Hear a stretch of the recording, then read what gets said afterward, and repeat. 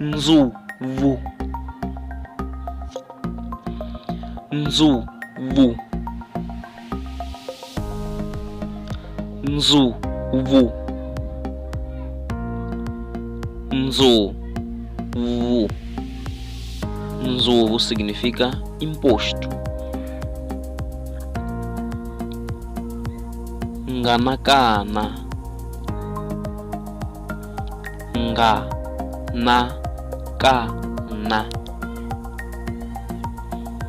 Nganakana significa príncipe. Nganakati. Nganakati.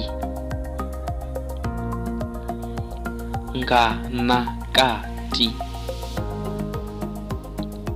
Nganakati significa princesa.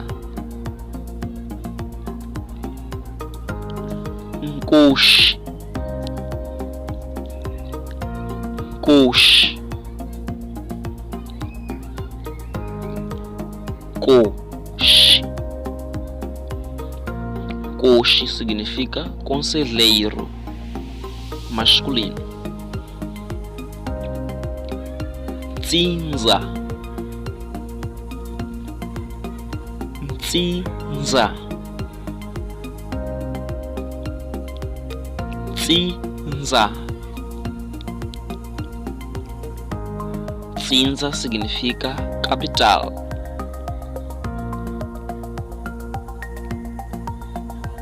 Tumikati ntsumikati. Tumikati ntsumikati. Tumikati ntsumikati. Tumikati ntsumikati significa embaixadora feminino.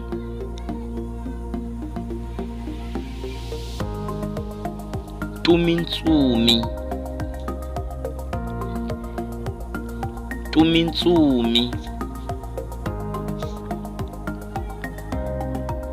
Tumintsumi significa embaixador masculino. Sungukati. Sungukati. Sungukati significa conselheira.